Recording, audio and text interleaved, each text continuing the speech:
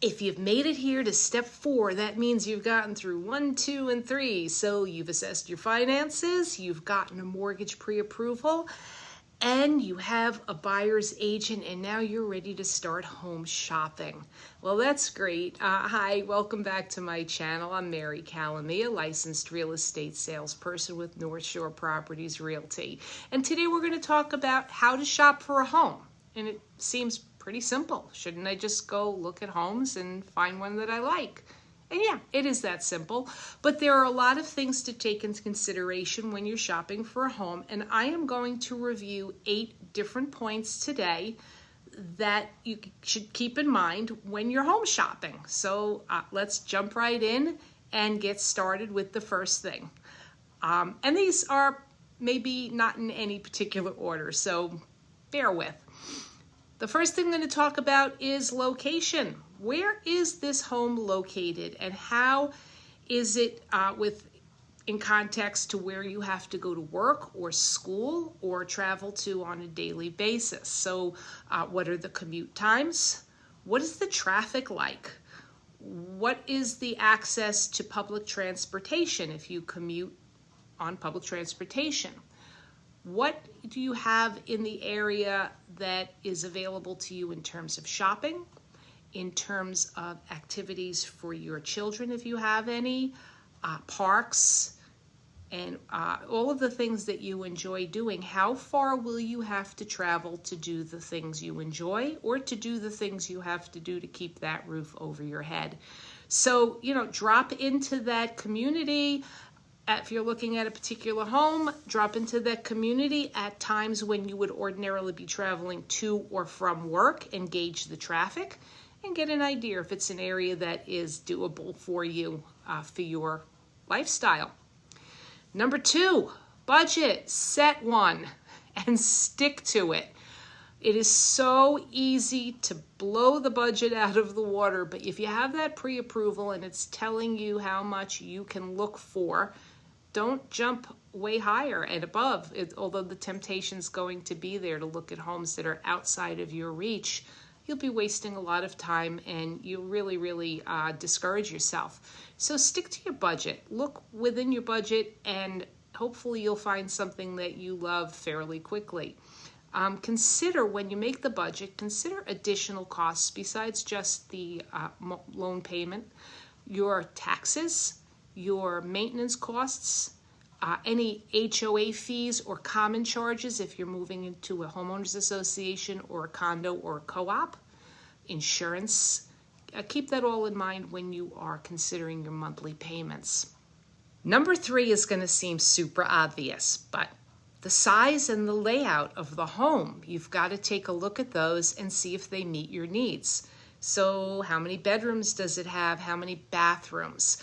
Sometimes you go in and you look at a home and you see a room that you don't need and you can say, well, we can convert this into an office, or vice versa. Sometimes you're looking at, you need an extra bedroom and you say, oh, we could turn this into a bedroom.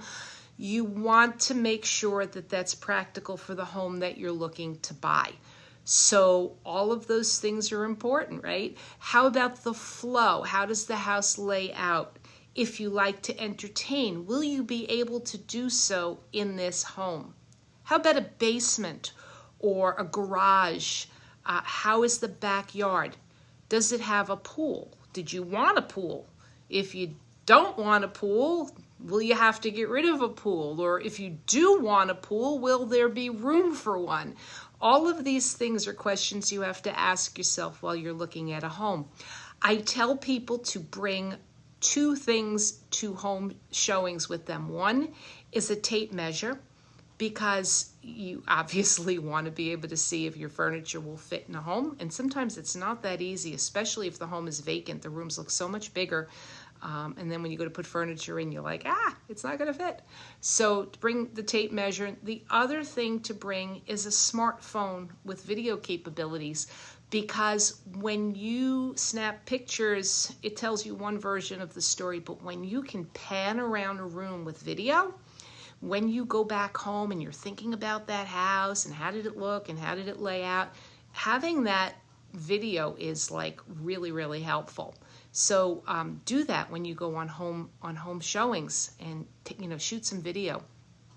Also, just think about your lifestyle and your overall day-to-day activities and see if this home will suit your needs, because so many times, especially because it's a seller's market and buyers just desperately want to get into homes, they settle and then they get in there and it's not necessarily going to suit your lifestyle. So think about everything that you enjoy doing or that you are hoping to do, and make sure that that home allows you to do it.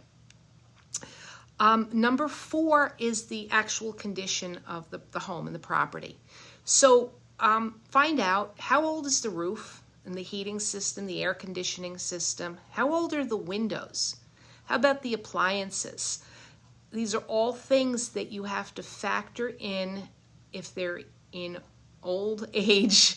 When you are budgeting, you're going to have to factor those into your budget. Also, when we go into homes and we're looking around, look up, look at the ceilings, look for signs of water damage, especially like in the closets, because we don't always look at the ceilings of a closet, right? We just look to see how big they are and where all our shoes will go. So definitely look for signs of water damage and mold. We'll talk in a future video about having a home inspector come in and really do a thorough inspection. But at a glance, you can get a pretty good idea of some of the things you're going to need to replace in that home in the coming years.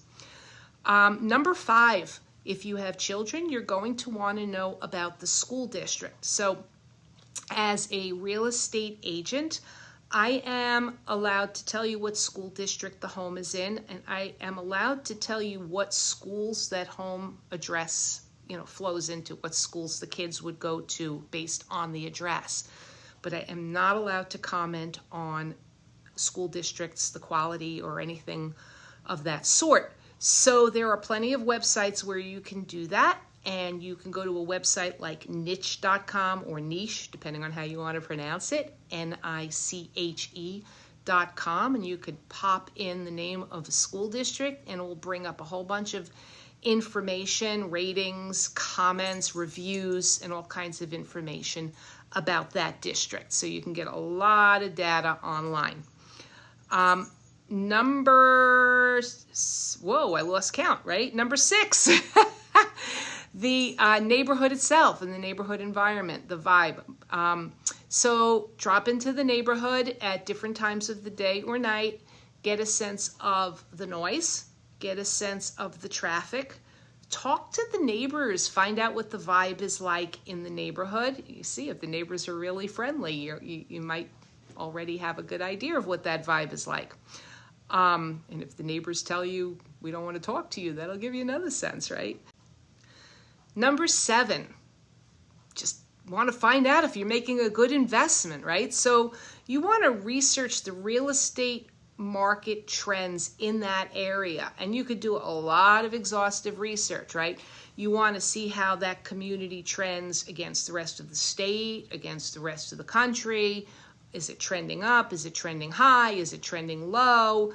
All these things, and your head's going to want to explode, right? But you want to know a really simple way to research market trends is ask your agent. They should be able to get you that and give it to you in a format which you can really absorb and understand it without having to do all of that research yourself. And if you're not able to get that information on your own, you can reach out to me and I'll get it for you. So you just gotta, text me, call me, email me, tell me you want, put it in the comments section. You're looking for market trends on a certain area. I'll get you that information because you are making a huge investment. You should really do as much research as you can to make sure you're putting your money in the right property. And so number 8, and my final point in home buying expedition is rules and codes. Know the rules. If you're moving into a homeowners association or a condo or a co-op, there are going to be house rules, there are going to be bylaws. You need to find out what those are and make sure you can live with them. Especially, my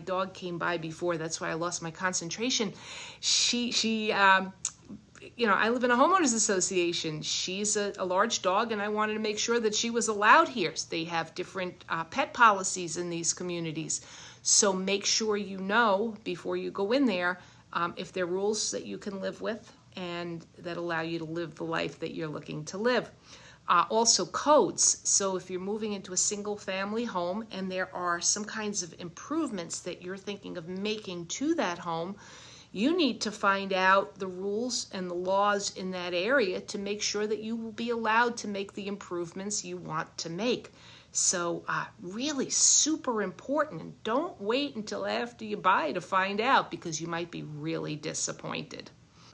So that sums up all of the things I wanted you to think about when you're home buying. If you have any questions, drop them in the comments section. I'll be happy to answer them. I hope that this was really informative, and if it was, please give me a thumbs up. Please subscribe to the channel, because I'm going to be coming back with more information on the home buying process and all about living in Suffolk County, New York. If you want to reach out to me personally, you can give me a call or text me at 631-835-1824, or you can email me at livinginsuffolkcountiny@gmail.com, and I'll be happy to answer any questions that you might have. In the meantime, happy home buying, right? And happy hunting. And while you're out there and you're thinking about, well, what's the next step? Well, the next step's going to be making an offer, and I'll be covering that in the next video. So stay tuned, subscribe, come back, and I'll see you soon.